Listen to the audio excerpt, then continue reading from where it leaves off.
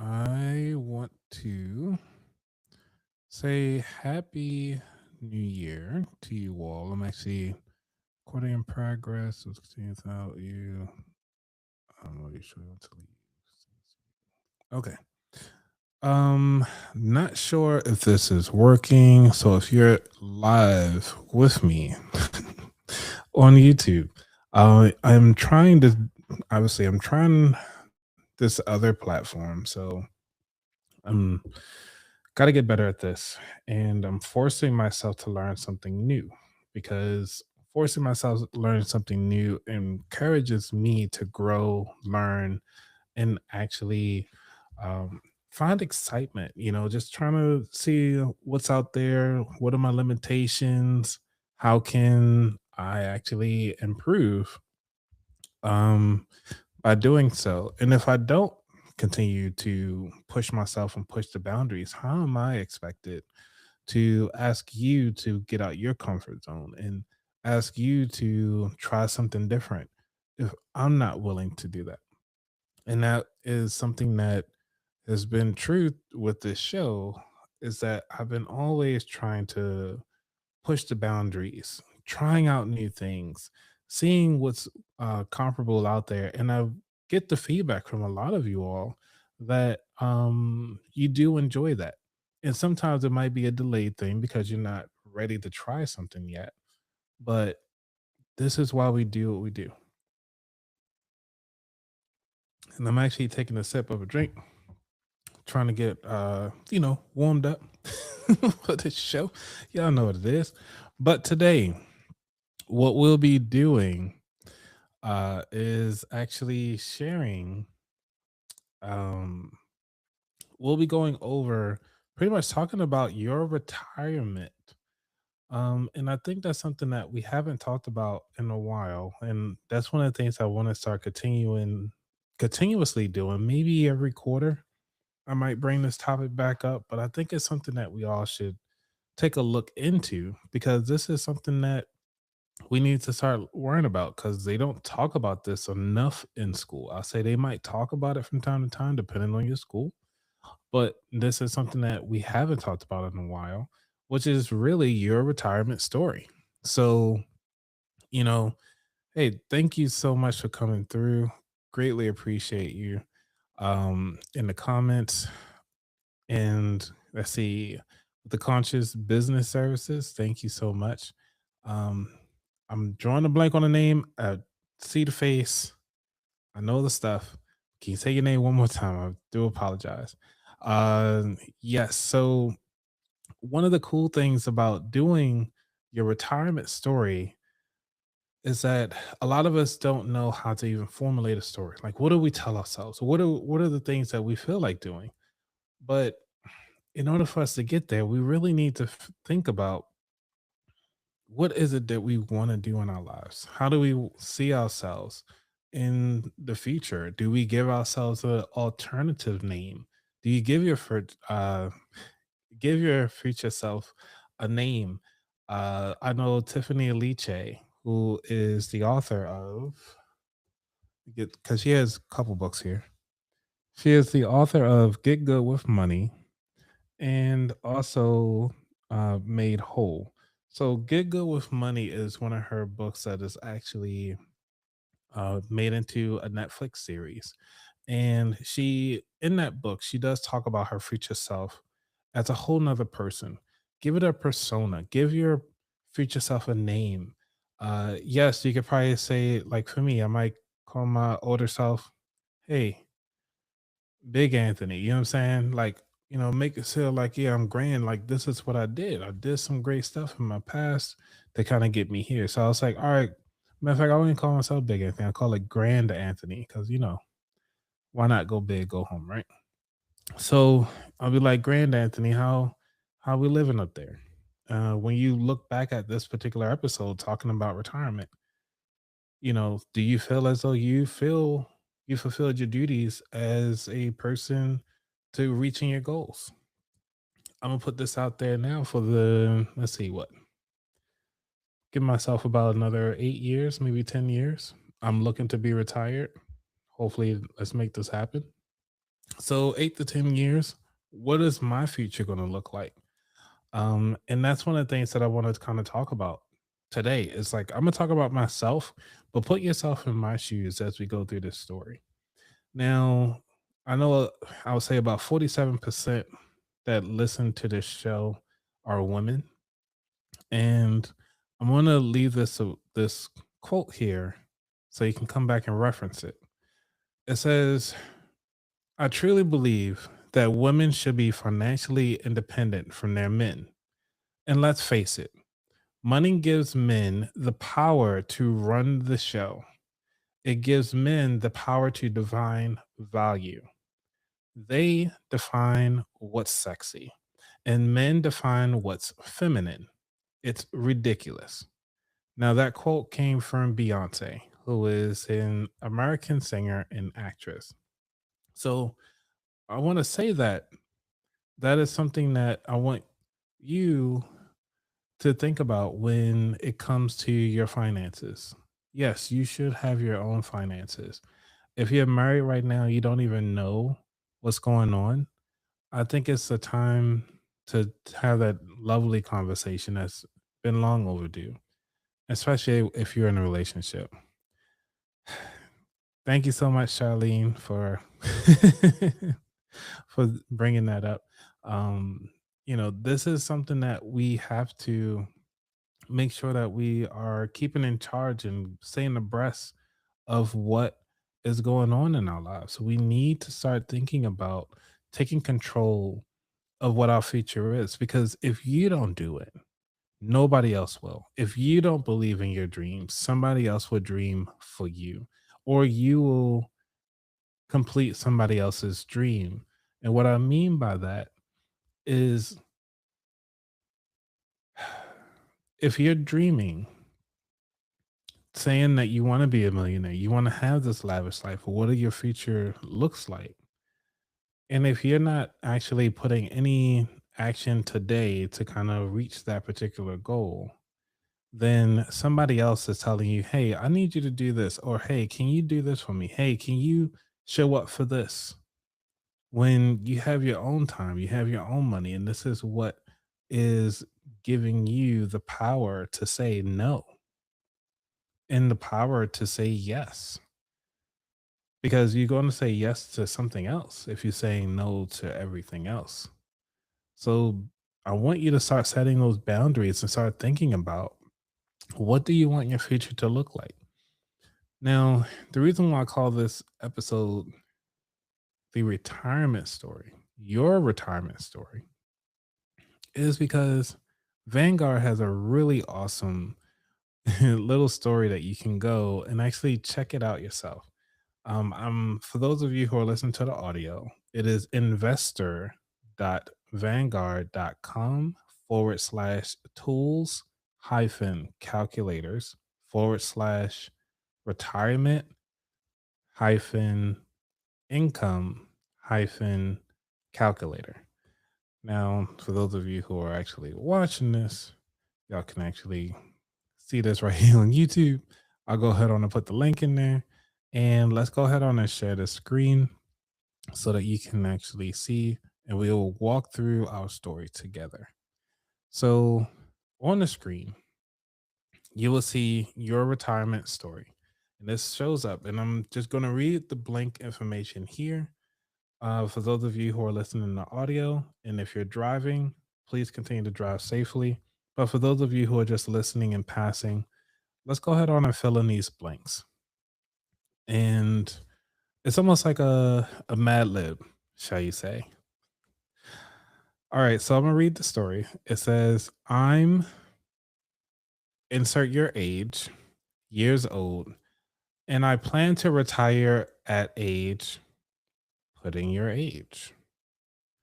I make however you make a year and save how much you want to put in there, or put in a percentage of my income annually for retirement. I only save insert dollar amount for retirement And I think I need insert percentage of my current income for retirement. I expect an annual return of insert percentage from my retirement savings. Okay. Now they have some additional income resources that you can throw in, which is say my estimated monthly social security benefit will be insert dollar amount. I will be receiving a monthly pension benefit of insert dollar amount. Now, this is if you have a pension, and also if you can figure out what your social security benefit is. Now, if you're wondering what that is, we did a live show last week talking about the social security benefits, how to find it, how to calculate it, and plan out your future. So I would suggest to go back to that episode that we did live. Now, let's go ahead on and now let's fill this out. Let's see. I am 35. Yeah. Yeah, I look 35, right? Look at his face. 35. All right. So I'm 35 years old. And I plan to retire. I plan on retiring at let's see. I want to retire by 55. 20 years. Actually, I did say 10 years. Let's say 45. So I'm 35-year old, want to plan to retire by 45. My income. This is not my income. I'm just throwing out some numbers. Let's say the average household income in Maryland. Let's go with that because I want to stay true. Average income for Maryland. Okay, it's around 98,000. Sweet. All right, so we're going to say 98,000. It's the average income for Maryland. And I save, let's see, how much most people try to save in a year. Let's see, they're giving us a little hint here. They say include contributions by you and your employer to plans such as your 401k, 403b plans. Also include IRAs and any taxable savings earmarked for retirement. So this is actually interesting. So let's see. For retirement, how much money do you really put in for retirement? Um, let's see. For that amount, I think we can just go ahead on and say we put in about we want to say about 5,000. Why not? Right? Or and it automatically calculates the percentage. So Vanguard finds that 90% of people who reach their retirement goal uh, save between 10 to 20% of their gross income annually. So right now, with my percentages that I put in there, it's about 5.1%. Just fine. I already saved. So how much is already in the retirement account? We can just say like, if we just starting, we can just say, hey, we only got about maybe 100 grand in there now. Okay. For retirement, I think I will need about 75% of my current income. Yeah, I would like to have that. And I expect an annual return of about 5%. Um, that's fair to ask. And then Social Security benefits, I think because we were calculating that last time, it wasn't much. I think it was on like 1,200 if we get Social Security benefits. No pension, right? Because most jobs don't have pensions, right? Let's see. Charlene, you said folks without backup plans will have to pray Social Security benefits still exist when they retire. That is facts. Because a lot of times, like people just really think that Social Security benefits are available, but you know, do we plan on it? You know, let's go live with that. Let's go down and say no. We're gonna put that back down to zero. Social Security benefits, we're just gonna say, like, hey, Social Security's gone. Worst case scenario. How are we gonna plan this out, right? All right. So let's go on and hit calculate. Now on my screen, they say right here, retirement income calculator results. Based on the information you provided when you retire at age 45, you may have to retire. You may have a retirement savings balance of $177,000. Your estimated monthly expenses are $6,000, and you could expect a monthly income of $590 in retirement. How do they calculate that? Um, this is all you got. So I need more money, which means that I will need to do some more work to make that happen. And they don't say on like suggestions on how to come up with the balance. And you estimate it. And how where are they getting my estimated expenses? Because one of the things is that maybe my expenses are low by that time. I don't know. Let's try another one. This one is actually from Dave Ramsey's website, which is Ramsey Solutions. And they have a nice simple calculator here on my screen. They say enter your information. My current age, what we said, 35.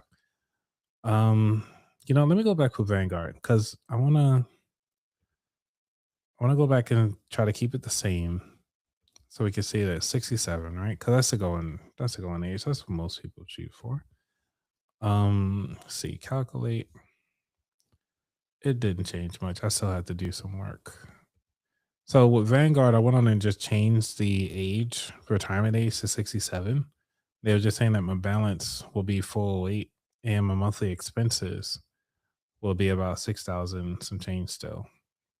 But they said that my retirement savings will be about 1,300 that I'll be getting monthly income.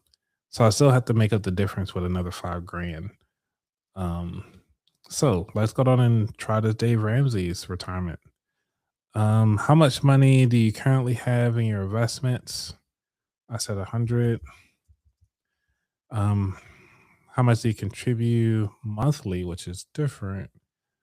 Let's see. Going back to the Vanguard one, we want to make sure we use the same numbers. Let's see. 5,000 a year, so 5,000 divided by 12. We'll go ahead on and make that a smooth. Let's see. $416 and 67 cents for some of you all who like the 2%. And you'll like the annual return rate will be about 5%. And let's go. Okay. So according to Dave Ramsey's calculator, if we do 35, say my current age is 35 to 67. 35 to 67, let's see. That actually gave me a lot better results, which is interesting. So estimated retirement savings in 32 years, your retirement could be worth $887,322. You want to make that plan meet your investment goals. Work with a pro. They said like are you saving enough to retire? Find out. And want to boost your investment knowledge, so forth.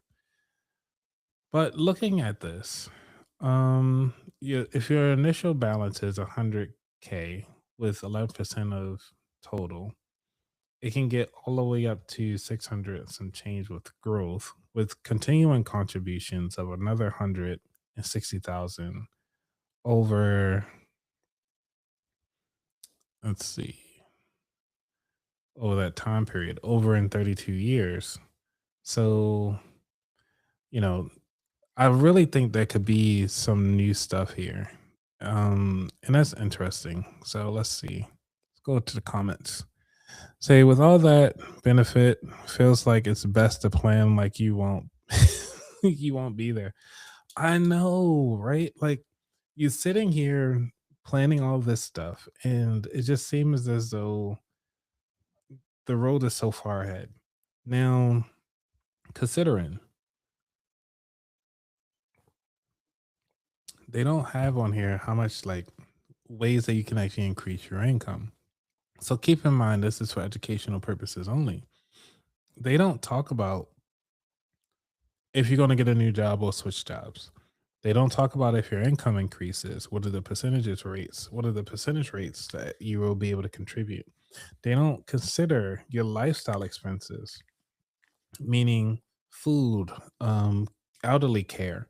They don't consider, um, childcare. What if you have a baby? What if you do get married? What if you get married to somebody who makes less and you're supporting their dreams, and so your money's being sucked up to support them over a time period, and then things just don't work out between you two. So now, does it consider a waste of time and energy and money because you decided to take a chance with this person and they wanted to go out and try to, you know, live their best life on your dime? I guess technically, because you're supporting their lifestyle. Or do you kind of figure out like, hey, whooping if you do it the opposite way. Whooping if you do marry into or actually find somebody as a partner, you might do a lavender lifestyle where, you know, y'all are married on paper, but y'all not interested in each other. And you both actually support y'all each other's ventures, and you're actually able to save money that way. So there are so many what if possibilities that are not calculated in these. So when you do these retirement calculators, keep in mind that these are done in a vacuum, meaning if everything stays the same, everything is contributing, you still have that job for 10 years. Um, whooping if, yeah, whooping if you lose the job and you can't find another job for another year or two. Like there's so many what ifs and possibilities. So this is why it's important to still contribute to your retirement, but also be mindful of building out your emergency fund. Now, your emergency fund, how to calculate that? Some of y'all might ask. Um, let's see.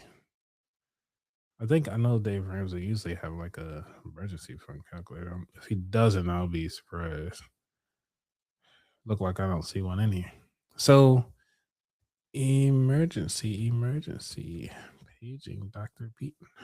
Um, emergency calculator. Nerd wallet always come through. Actually, no, this is Navy Federal. Sweet. So Navy Federal actually have a emergency fund calculator. This is actually pretty cool. So we went through all this, you guys. Like we are taking you through it. Take me through there. Take me through there. Take you through there. So what we're gonna do is talking about your household expenses. How much is housing? What is rent nowadays? We're gonna say $2,000. Why not? Right? We're gonna say utilities. You know, if you're doing water, gas, and electric, depending on the square footage of your property. I'm gonna bring this down to maybe 150. You unplug your lights. You know, you turn off the AC when you leave and stuff like that. Transportation. We're looking at what are we looking at here? We're looking at like car payments, gas and electric. Gas and electric, gasoline, mass transit, parking tolls, expenses, everything like that. Um, Say that you are a mindful driver. You might get a ticket here and there. Might be $100. Um, your gas, depending on how far you drive, I think average person is about 20 to 30 minutes away from their jobs, especially in the Maryland area. Let's see what else they had in there. Insurance and car payments. Yeah, 800 probably be about right. Depend on what that is. Food. Again, it's not calculating kids or anything like that. If you're a single person or maybe married and y'all can kind of double up on some food, I'm thinking 400 to be modest. Your health. So they saying out of pocket for health insurance, doctor co-pays, prescription. Let's just say you're pretty healthy. Your payments 150. Then we have non, let's see what it says. Um, non-mortgage debt payments. They talking about like loans, credit cards, and other debt obligations. They're not including loan payments. Let's just say like you have a little bit of debt, but your monthly payments, I'll just say, you follow the about that wallet. So your payments are pretty low for your minimum monthly payments. We're not going to say how much you actually pay to pay those off. That's fine. Education. Hey, you want to contribute to the About That Wallet show. I appreciate you. It's like putting $1 a day can save a child, could save a podcaster, just for a little dollar a day could really, help feed the podcaster and provide drinks and other books for guests that come on the show. I really wish I had like some some sad music so I could play this. Um, and then you know how it goes.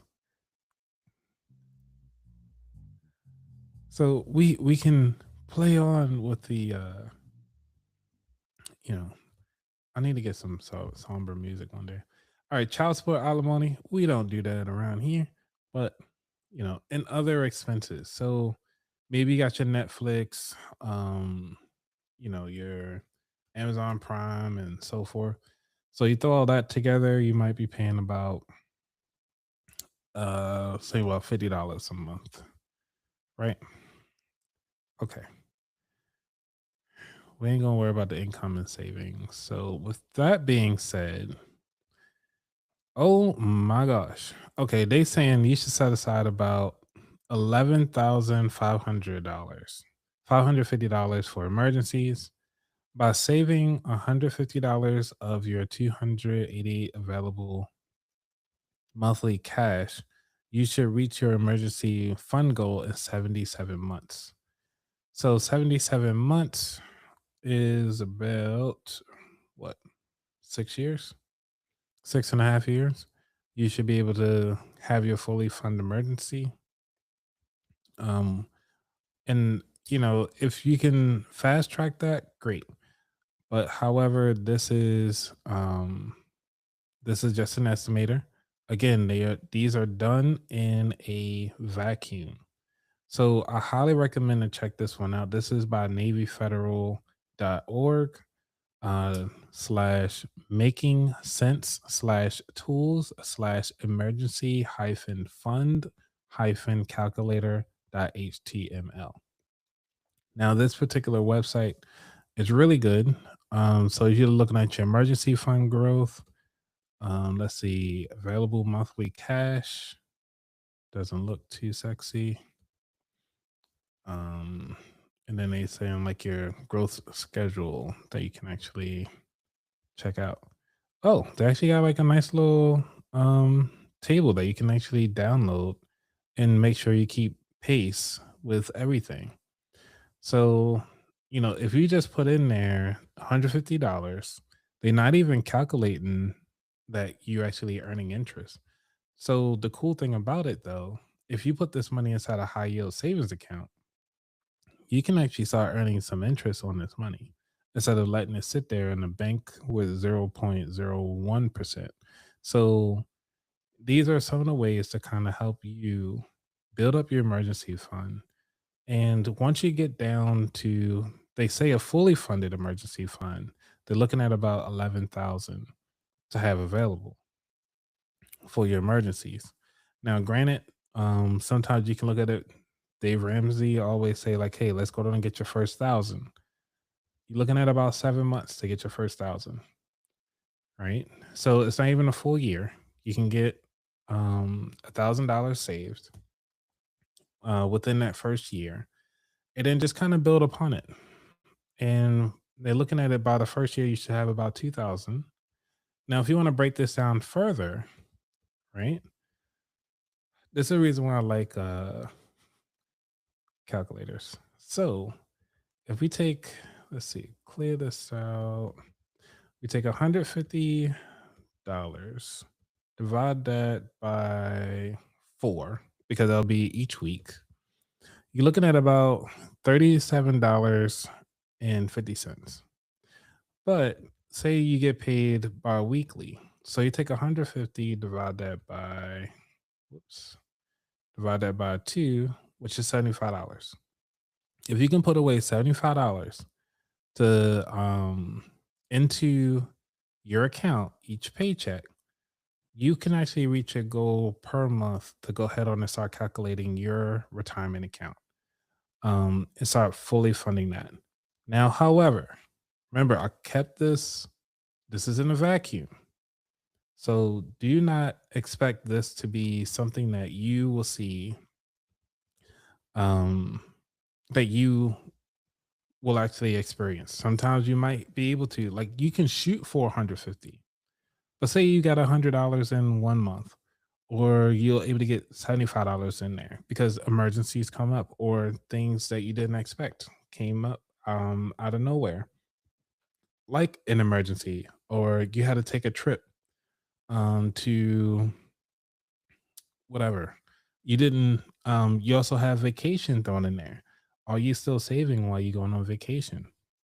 Like, how serious is building your emergency fund just in case something happens, that you can actually support you and your family when you don't have a job? So if you can set aside, again, this is just how to calculate your expenses. And this is a great tool. And I think this is a good visual for a lot of you all. And for me too, because I really love the growth schedule. I would actually personally print this out and say, like, hey, this is my goal. It's to be able to save $150 a month. And that will be the goal. Cause some people keep saying, like, hey, this is what it takes to be successful, which is a consistency. Lisa is the long term queen right now, because I think they call her what, the buy and hold queen, but she's very consistent in saving. And I believe recently she talked about how she was able to save $10, not save, but she was actually investing $10 a day into one of her investment accounts for, I want to say, what, 5 years, Lisa? But still, it was consistent. And just because you were able to do that, maybe she could have fell short on a couple of days, but she still had more money than what she did if she didn't do it. It wouldn't stop her. So that's what I want you to think about. When you look at these calculators, say, like, hey, this is the goal, but you gotta look into what are you able to do consistently over and over again in a high yield savings account, and continue to have a lifestyle. Okay, so Lisa, you did say 3 years. All right, thank you for the correction. Because you know, life be life. I understand. Um, and so having that understanding, this is a really great tool. So, I really want you to start thinking about that. And this is why this particular thing I wanted to talk about is, what is your retirement story? How do you want to make that happen? And, you know, what will it take for you to be successful in everything that you want to do? And yeah, so this is pretty much the episode today. It's really talking about your retirement. Now, some of you be like, man, well, that sounds like a lot of work. I don't want to go to these websites. Is there a way that I can do this through my bank or something like that? Yes, most banks have an educational portal. As you saw, that I was just on Navy Federal website. They do have a portal to guide you through. Most of the big banks actually, I think it's part of their policy that they have to provide education. So think about it this way. Would you go to a company that doesn't provide education on their products and just kind of say like, "Hey, I just want you to do this," or whatever, and they don't come through and explain exactly how they doing it? That kind of sounds backwards, right? So even the lady like Danielle, who is the owner of A Little More Clean business, she actually provides a lot of videos on how to clean your house, what to clean in your house. But she can do that and still understand, like, hey, this is a lot of work for some people, and they just rather have somebody come in and clean. But at least they know that she knows what she's doing because um, she took time out to really clean up the product, like show you how to clean, and then actually come out and do the exact same thing that she taught you how to do. So I want you to start thinking about that. And thank you, Lisa, for talking about my sweater. Um, I do appreciate this sweater too. It's really nice. And one of the things that, um, so when it comes to cleaning and comes to education, it'll be a disservice for any bank to not educate you on how to save, how to invest, because if they make you money, they make more money, which means if they make more money, they have more money to play with and more assets under um I think what they call it, assets under control, assets under management. That's what it is. So they have more assets under management, which means that the bank looks really good. So when they go out to get additional loans or try to buy property or assets, they are in a good position because they helped you be successful with your money. And I think the banks are is a really good way of thinking of like, hey, let me educate you on how to put more stuff and let me educate you on how to get things that I want to have in my possession. So it's actually a pretty cool concept. So it's like this, like I start a grocery store. Let's just say start a grocery store, right? But I only have it on a website for right now. No, actually, no. I built a grocery store, brick and mortar, and I have like fruits and vegetables there already. But you like, how can I invest in that grocery store so that I can do other things? I, as my grocery store, this is be a cool concept if you guys y'all can take this if you want to. This is just a cool idea. I just thought about it right now. I really wish I had my transitions. It'd be like awesome stuff from Anthony. Woo! Let me see if I don't have a sound thing that give me whatever. We're gonna go with it. Let's see. Um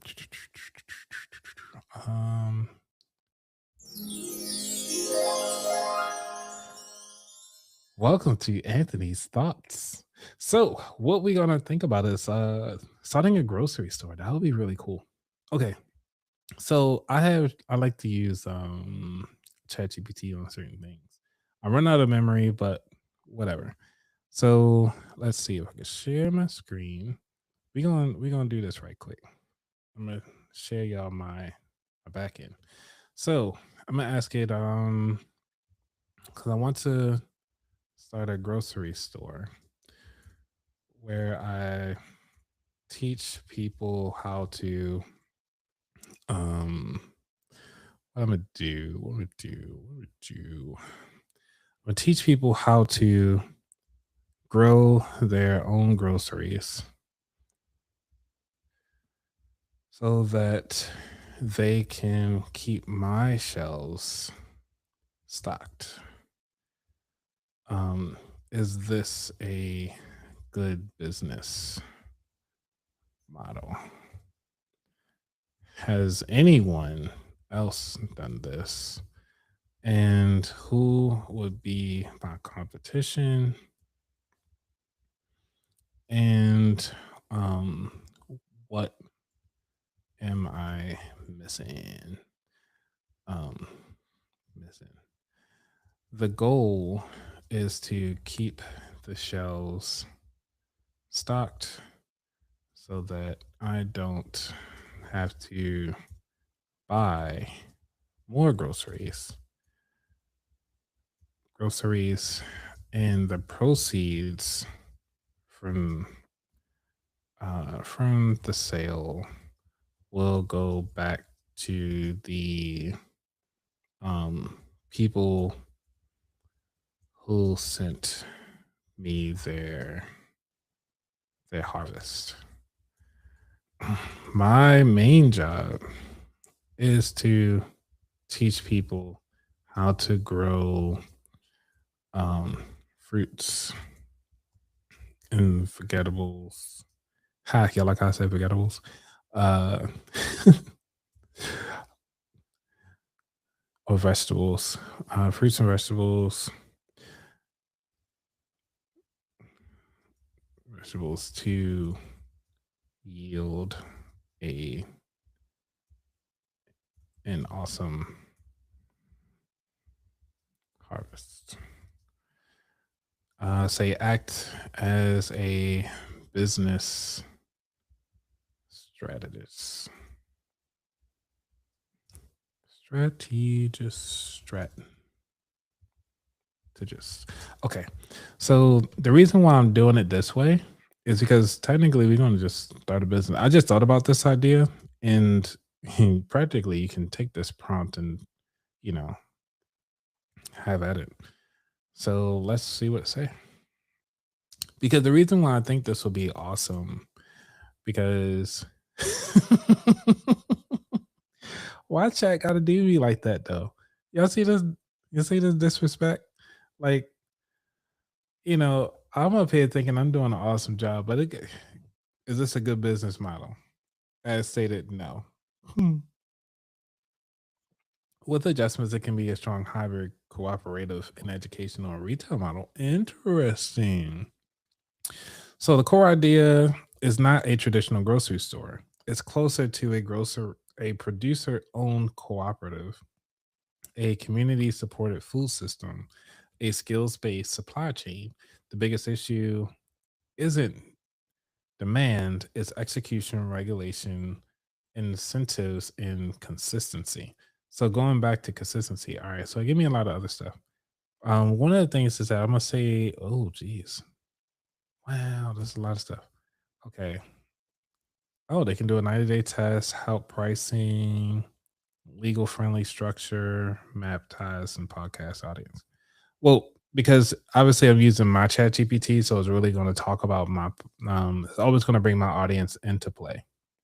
So that's one thing I do like about chat, that it does keep my audience in mind. So it keeps you all in mind when it's actually giving me answers so that I do not waver through all of this. So you're really proposing reframed. You're proposing a community growth grocery cooperative. You train people how to grow food. They contribute surplus harvest. You sell the food. Profits are shared back to the growers. You reduce wholesale purchasing costs. So I think this is amazing opportunity.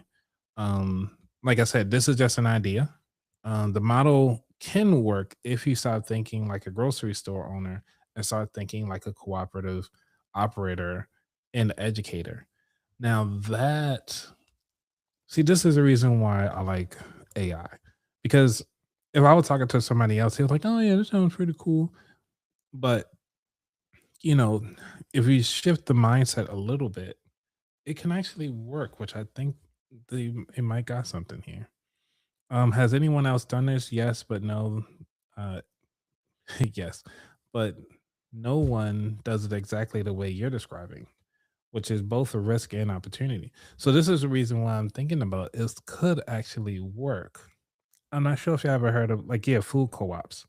Um, because I did hear about food co-ops where people's food co-op, and what they do is like the people in the community usually work at these co-ops, and they just kind of, that's what it is. Yeah, contribute labor and or capital.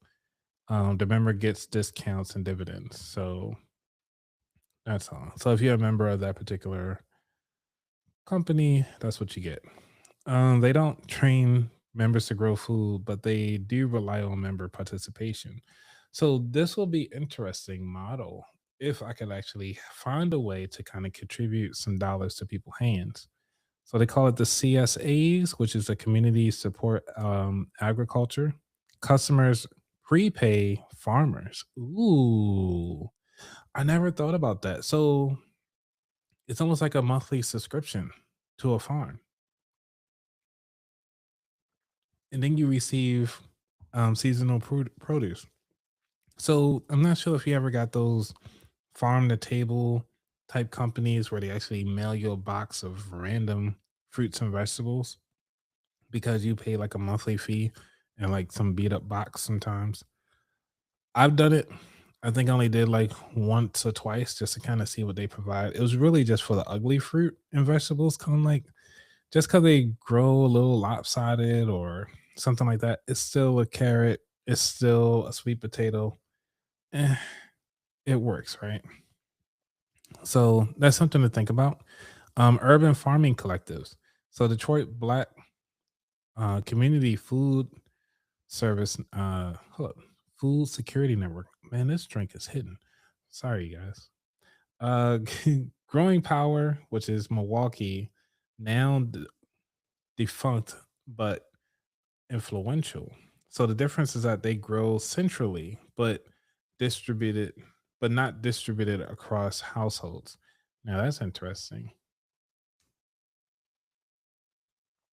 The buy back program. So they just talking about my competition, like what's already out there right now.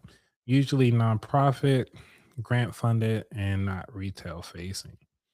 So they teach residents to garden. They buy surplus produce for food pantries and or farmers markets. That's interesting. So, oh, well, Lisa, if you're ever, I mean, I guess whenever we see each other, I will buy you a drink, and then we can have a drink. All right. Let's see. Who would be your competition? Competition is not grocery stores. That is a good one. It'll be food co-ops, farmers markets, local produce aggregators, urban farming, nonprofits, CSAs. Indirect competition is YouTube gardening educator, which is fine because the more the merrier. And also I could get some of those I might be able to partner with some of these YouTube gardener people and we can all work together. Seed companies with educational programs, extension offices, free gardening education. I see the biggest problems I'm missing. So this is one thing that you need to start asking ChatGPT when you're trying to get out, or any AI model, or any large language model that's out there. You always want to make sure that you say like, "Hey, what is it that I'm missing that could make this successful?" If there's something that you're really trying to go after. Or if there's a article that you're reading like, "Hey, I'm thinking about this, but what is it that I'm missing that could make this be wonderful that other investors will want to be part of?" You cannot legally sell food grown by random individuals without full safety certifications, traceability, inspection, compliance, liability insurance. Okay. One contaminated batch could shut you down permanently. The fix: only accept produce grown under your curriculum, your approved seeds, your documented growth standards. Ooh. So in other words, if I create a whole program that people come in, we grow the food together, and I can control all the seeds, that's one way. And people can volunteer. And because they volunteer, they get a discount on the produce that was grown. I can do it that way too, but I need it to scale. Inconsistent supply. That's one of the things I'm thinking about. Home growers miss harvest windows, grow too much of one thing, grow low quality produce, quiet mid-season. I had to control what's grow how much when this already sounds like a headache already. Cash flow risk, avoid buying inventory, paying the growers, cover rent, staff, spoilage, insurance, which is margins in the grocery. Oh wow, I didn't know that. So grocery stores only make around 1 to 3% of everything sold in the store. Your real money isn't in the grocery; it's the education membership system. Okay, that would explain why they try to have all these systems. I'm not going to go through all of these because it's a really big deal. But we're just going to go to the final strategic verdict. Is it a good idea? Yes, conceptually. No, as a traditional grocery. And yes, as a cooperative educational first model. The success factors: lead with education, control growing standards, build a co op, not a store, monetize before produce hits the shelves. Interesting. Start small and hyper local. If you want, oh, they can create all this fun stuff. I would say nope. But this is just a concept that I was just thinking right now, similar to like how banks are ran, and it's going to be a tough deal. So banks obviously are very complicated, a lot of regulations, a lot of stuff like that. So this is the reason why it's very important that they themselves um, continue to educate everybody about what's going on. So I just want to leave that with you all today is make sure that you when you go do your retirement, check out the websites on your own and really start looking into, when you start looking into your retirement story, think about, what does your make sure your emergency fund is taken care of as you're building your retirement story plan. Because remember, your retirement, they're looking at the 401ks, your 403bs, your 457s, and there's also a 403a as well. So double check with all those avenues, make sure that you're invested like you're supposed to. And as you see, I actually got my nice, lovely calendar. I love this calendar, by the way, because it's nice. It's big enough so that I can see it at a glance, all my activities, when so I'm able to actually write down when I'm gonna release episodes, whose episodes coming up next, when do I have interviews, and as you see, it's already filling out pretty quickly that my days are filling up, and this is just from my business side of the house for the podcast.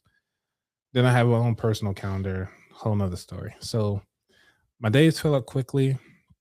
And if you guys have anything, any stories or any topics that you would like for me to cover, please leave that in the chat because one of the things that I was thinking about doing. Now, if it happens, it happens. If it doesn't, it doesn't. I'm not gonna tie myself to obligations. But one thing that I would like to do is just have a list of all the topics that everybody come up with, and I'm gonna put them on a wheel and just have like a random, spin generator to actually pick the topic that will be best suited to kind of help with for the next live show. Now, keep in mind, I do have several live shows lined up that are coming through. So definitely, you do not want to miss some of the ones coming up in the future. I think that's double check my calendar here. I have a, I have two live. Oh man, great people. So I have the Bougie Banker coming on to the show on the 29th of January. I have Robert Salon Cecilinio, if I said that right, coming in on the 22nd. So we're gonna be wrapping up this month with some high heavy hitters, and you do not want to miss those. So definitely bring your notepads, bring some high energy. because we're gonna have a lot to discuss. We're gonna have a lot to talk about, and I really look forward to hearing about your stories. And also, I haven't done this yet, but I was thinking about doing like a savings, like downloadable PDF for if anybody wanted. I was going to keep it free.